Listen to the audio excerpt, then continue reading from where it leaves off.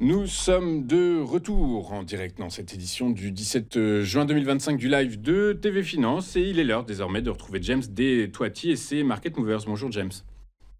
Bonjour, bonjour à tous. Bonjour, merci James d'être avec nous ce matin. Vous êtes trader pour compte propre. Vous êtes également l'ancien président de la FAT de Suisse, hein, c'est ça La SAMT, oui, la SAMT, la Swiss Association of Market Technicians, c'est comme la FAT, mais en Suisse. Exactement, ok. Eh ben, écoutez, merci James d'avoir accepté notre invitation. On va commencer vos market movers avec le titre de Toiti, le titre de Renault.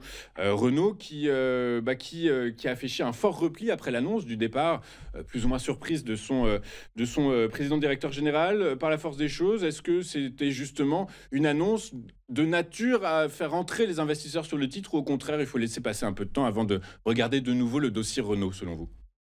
Donc oui, hier, il y a eu ça a été vraiment du grand spectacle, hein. Le titre a pris une douche froide. On a perdu, je pense, 9%. D'accord? On a dû clôturer à 39, 30, si mes souvenirs sont bons. D'accord? Les analyses du monde entier, les traders, tout le monde s'est jeté dessus comme une pièce de viande dans la savane. Donc le Zurich, ça l'intéresse. Pourquoi? Parce que Luca De Meo, le boss, le capitaine de Renaulution, a quitté le navire pour aller chez Kering. Ça, tout le monde le sait.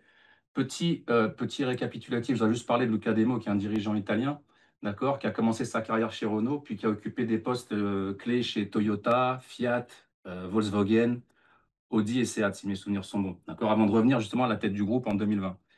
Il a réduit les coûts de 800 millions d'euros, mais ça, c'est pas.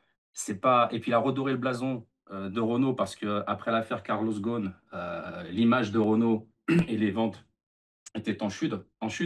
L'image a été dégradée. On était dans un climat interne difficile. Donc, il a fait ce que Carlos Ghosn a fait. Il a réduit les coûts et il a lancé des nouvelles marques, etc.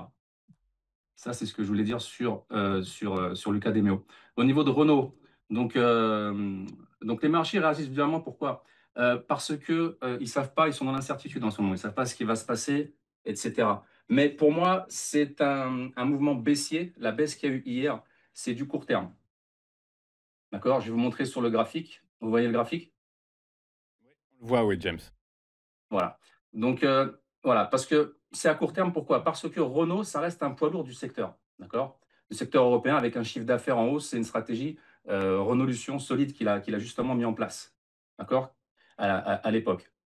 Le groupe a assaini ses finances et a lancé de nouveaux modèles, comme je vous disais tout à l'heure, et vise la neutralité carbone en Europe d'ici 2039-40. D'accord? Pour 2025, les objectifs sont une marge opérationnelle de 7% minimum, avec un free cash flow, attention, de 2 milliards d'euros. C'est pas négligeable. D'accord? Le portefeuille des marques, c'est quoi? C'est Renault, c'est Dacia, Alpine, c'est Mobilize.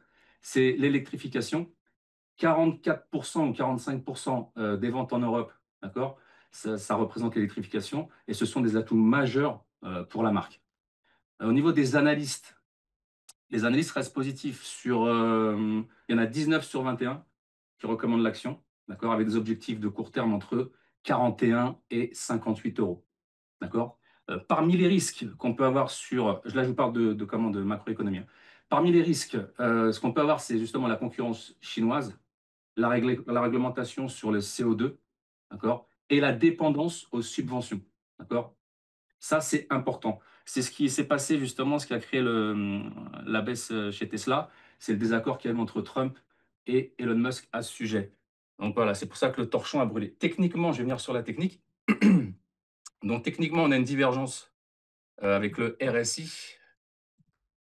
Je ne vous l'ai pas mis ici, mais il doit être là. Le taux, indice de divergence ici. Voilà, on devrait avoir une belle divergence là. On devrait avoir une belle divergence ici. D'accord? Et là, surtout avec le ROC, qui justement, lui, dit qu'on va monter. Voilà. Ça, c'est sur le plan technique. On pourrait avoir aussi, que je ne vous dise pas de bêtises, je vais enlever ça parce que j'en ai plus besoin. Et ça, on a un possible deep crab. Si ça se dégrade, on pourrait descendre vraiment bas. Mais pour moi, techniquement, on pourrait revenir chercher les 45, hein.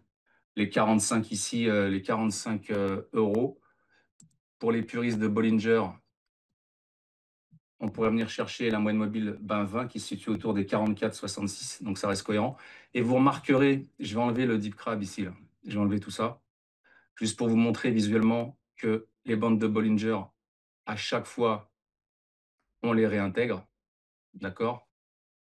Qu'on soit en daily, en weekly, regardez. En weekly, regardez ce qui s'est passé. Techniquement, on a toujours réintégré, hein. On est sorti, on a réintégré. On est sorti, on a réintégré. On est sorti, on a réintégré. On est sorti, on a réintégré. Ça s'est fait un peu plus tard, etc.